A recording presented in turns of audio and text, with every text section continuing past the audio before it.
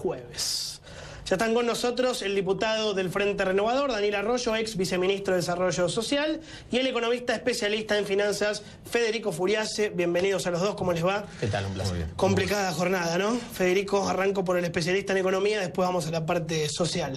Muy complicado, un gobierno que está en el peor de los mundos, te diría, porque perdió la confianza del mercado. Para el mercado no hizo el ajuste, pero para la gente, la sociedad, como lo estábamos mirando recién, el ajuste en términos de movimiento del dólar y tarifas fue muy fuerte en lo que tiene que ver con el poder adquisitivo del salario, las tasas de interés en lo que es la estructura de costos de una pyme, con lo cual el gobierno queda en el peor de los mundos. El mercado le baja el pulgar y la gente va consumiendo ese capital político. Claro.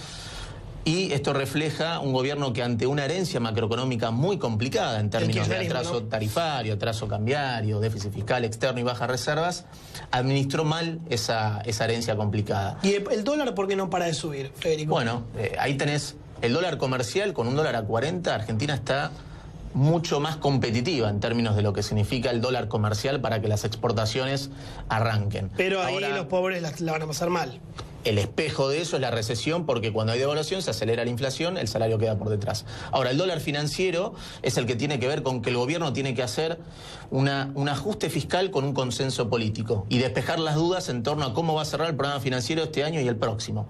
Para eso necesita acelerar el ajuste fiscal con consenso político, para que el fondo le adelante los desembolsos y no tener que salir al mercado.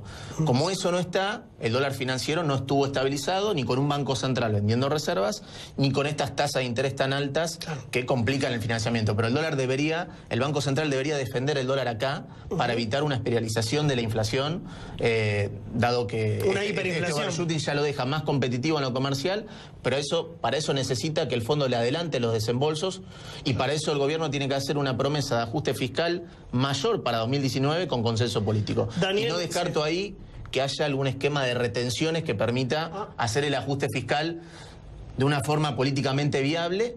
Retenciones, perdón, retenciones al campo transitorias, habría que pensar si solo al campo o al conjunto de retenciones, para hacer viable el ajuste fiscal y amortiguar el efecto de la devaluación sobre el salario. Daniel, ¿le preocupa la cuestión social a usted?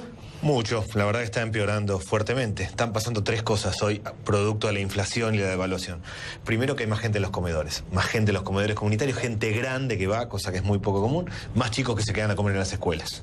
Lo que pasa hoy en una escuela es que a las 11:30 uno va, los chicos que están en el cupo del comedor escolar se quedan, los que no también, porque no tienen para comer en la casa, entonces la directora estira lo que pueda, la cocinera hace lo que puede.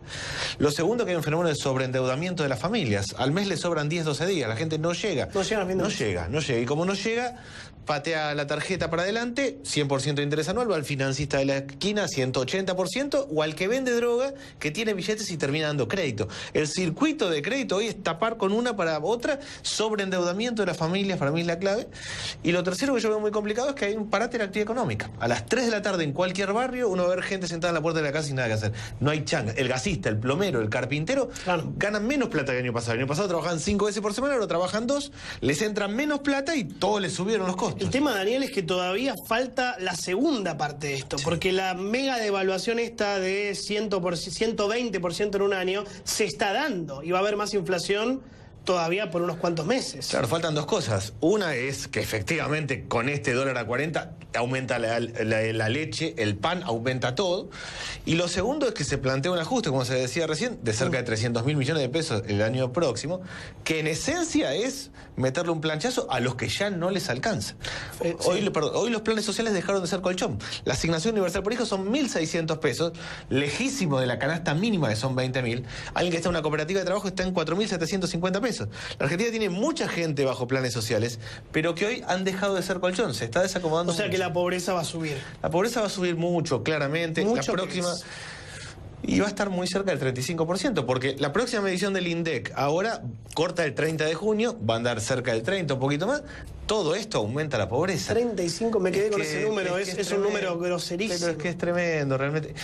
Lo básico, yo creo que acá hay que entender que estamos frente a una emergencia. Sí. La primera medida que hay que hacer es tomar los 11 productos de la canasta básica y congelar el precio. ¿Control de precios? Si no, pero ya se hizo, ya fracasó eso, pero emergencia. Yo creo que hay 3 medidas de emergencia. Uno, congelar momentáneamente los 11 productos de la canasta básica, suben los alimentos y se desacomoda la situación social. 2, armó un sistema de crédito no bancario fuera de los bancos para los sectores más pobres al 2 o 3% anual, con tasas muy bajas como política social. Y tercero, lo que tiene de obra pública, lo que le queda al gobierno, hacerlo de obra pública de pico y pala. ¿Qué pensás de lo que dice Daniel?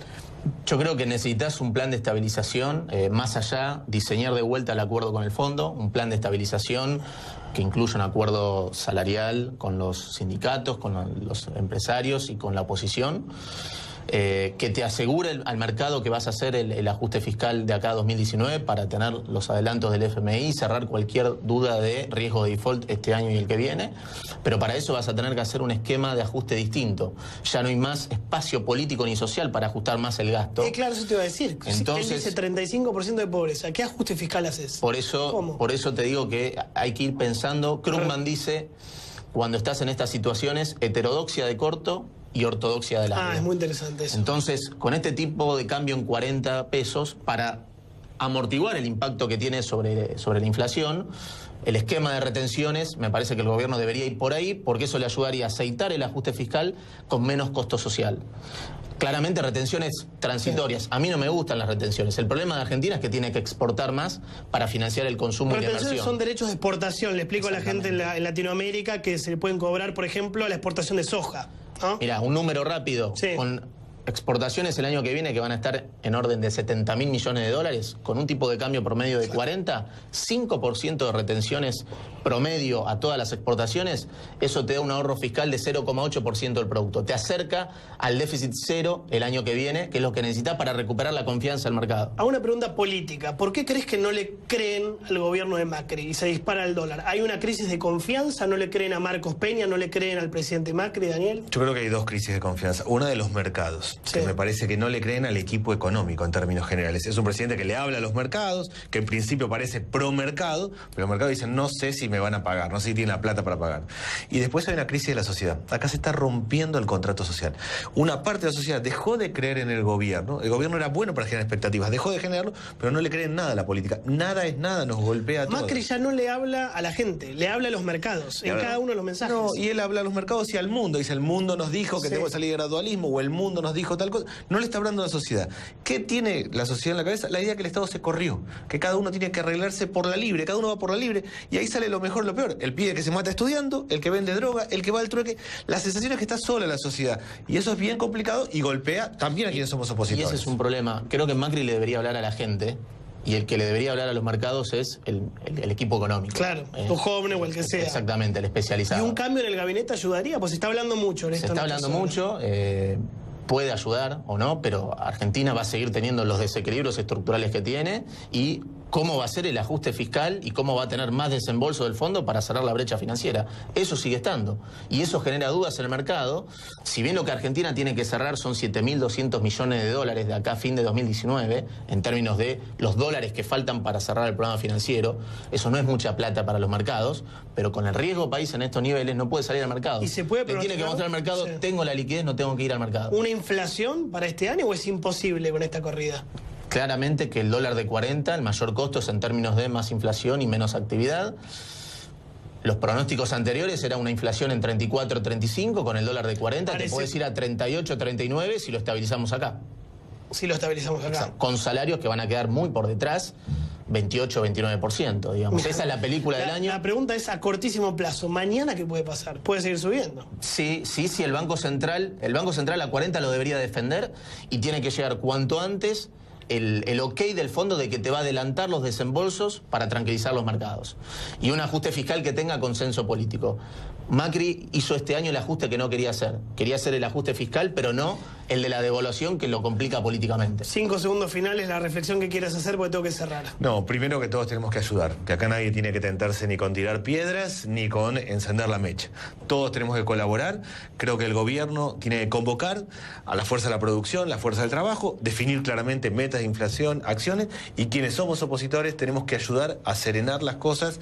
No es tiempo de locuras, es tiempo de colaborar. Buen mensaje ese, ¿no? Bajar un poquito la oposición también. Absolutamente. Y que no es el mensaje, no es la crisis del 2001. La devaluación no rompe el sistema financiero porque tenemos un sistema financiero calzado. No es el fantasma del 2001. Gracias a los dos. Gracias. Corte y seguimos.